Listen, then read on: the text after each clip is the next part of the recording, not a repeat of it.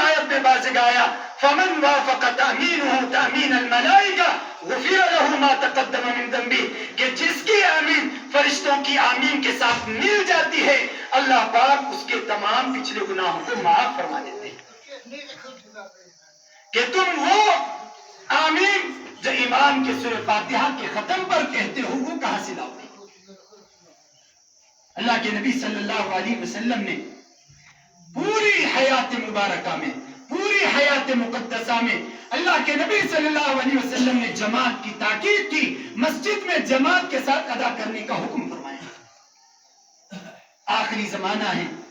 اللہ کے نبی صلی اللہ علیہ وسلم بستر مرگ پر ہیں، اور ایسی حالت میں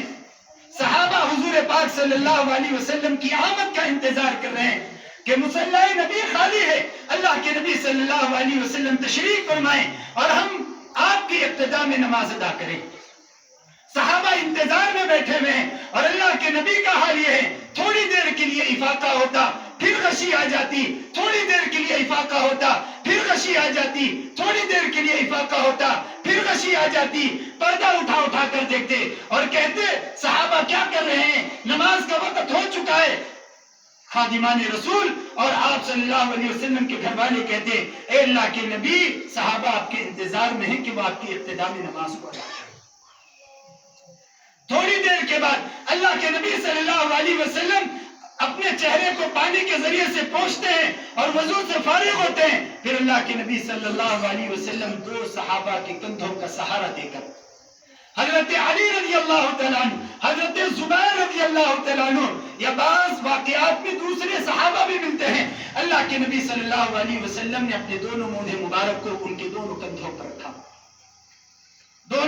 اپنے دونوں مونڈے مبارک کو ان کے دونوں کاشانوں پر رکھا، ان کے دونوں بازوؤں پر رکھا۔ اللہ کے نبی صلی اللہ علیہ وسلم فرما رہے مجھے مسجد لے چلو، مجھے مسجد لے چلو کہ مجھے نماز ادا کرنی ہے۔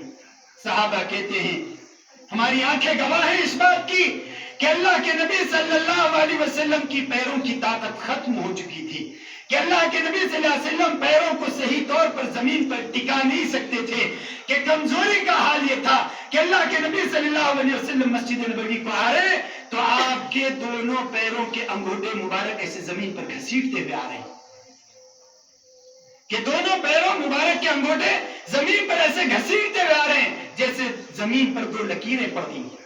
جس سے زمین پر دو لکیریں پڑ گئے۔ ایسی معذوری کی حالت میں بھی اللہ کے نبی صلی اللہ علیہ وسلم نے مسجد میں جماعت کے ساتھ نماز ادا کرنے کی ترغیب اس عمل کے ذریعے سے دلائی۔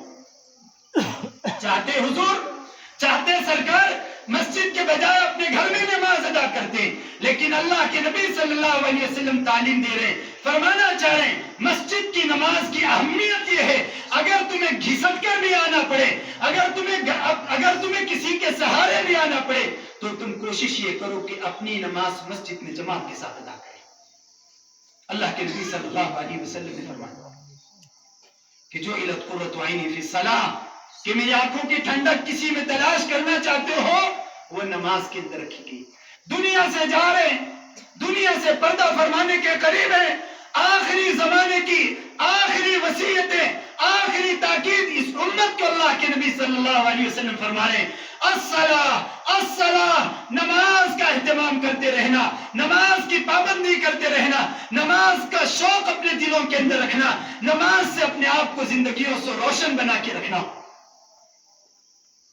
اللہ کے نبی صلی اللہ علیہ وسلم جاتے جاتے وصیت کر رہے ہیں، ایک بیٹے کو اپنے باپ سے پکی محبت ہوتی ہے، ایک بیٹے کو اپنے ماں سے سچی محبت ہوتی ہے، زندگی کے آخری کلمات کو اپنی طاقت کے مطابق اس کو پورا کرنے کی کوشش کرتا ہے۔ میں کیسا اللہ کے نبی کا عاشق ہوں، میں کیسا اللہ کے نبی کا وفادار ہوں، میں کیسا اللہ کے نبی کا غلام ہوں کہ آخری نبی کی آخری وصیت ہے نماز پڑھتے رہا کرو، نماز پڑھتے رہا کرو۔ اور آج کا مسلمان اپنی زندگیوں کو نماز سے خالی رکھا ہوا ہے۔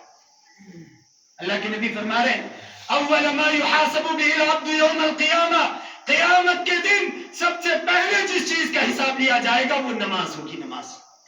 قبر میں سب سے پہلا سوال تمہارے جو پوچھا جائے گا وہ نماز کے بارے میں ہوگا۔ اللہ کے ہاں اس نماز کی جس کی اچھی اور جس کی خوبصورتی اور جس نے پورے تزئین آرائش کے ساتھ ادا کیا اور جس نے اہتمام کیا، اللہ اس کے حق میں سارے مراحل کو آسان فرما دے گا۔ اور جس کی نماز بگڑ گئی، جس نے نماز کو بگاڑا، کہ اللہ اس کی زندگی کے اعمال اس کے بگڑے ہوئے ہونے کی وجہ سے اس کے ساتھ اپنی ناراضگی کا فیصلہ فرمائے گا۔ وہ ایک سجدہ جسے تو گراں سمجھتا ہے، وہ ایک سجدہ جسے تو گراں سمجھتا ہے، 1000 سجدوں سے دیتا ہے آدمی کو نجات۔ خدا کی بارگاہ کے فقیر بنو، خدا کے در کے بھکاری بنو، اور خدا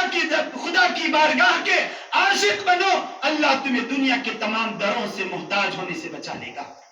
کہ خدا کے در کے نہیں بنو گے، اللہ دنیا کے اندر ہزاروں دروں کا محتاج بنا دے گا۔ ٹھوکریں ہی ٹھوکریں زندگی میں لگے گی، رسوائی رسوائی زندگی کے اندر آئے گی، ہزیمت ہی ہزیمت زندگی کے اندر دیکھنا پڑے گا، شکستگی ہی شکستگی دنیا کے اندر دیکھنا پڑے گا، اس لیے کہ تو نے خدا کے در کو چھوڑا ہے۔ جب تو خدا کے در کا بنے گا، اللہ سارے دروں سے تجھے بے نیاز کر دے گا۔ وہ ایک سجدہ جسے تو گراں سمجھتا ہے، 1000 سجدوں سے دیتا ہے آدمی کو نجات۔ یہ خدا کا در کوئی معمولی در نہیں ہے۔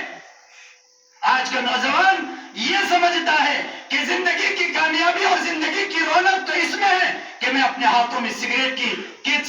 چسکیاں لگاؤں اور سڑکوں کے اوپر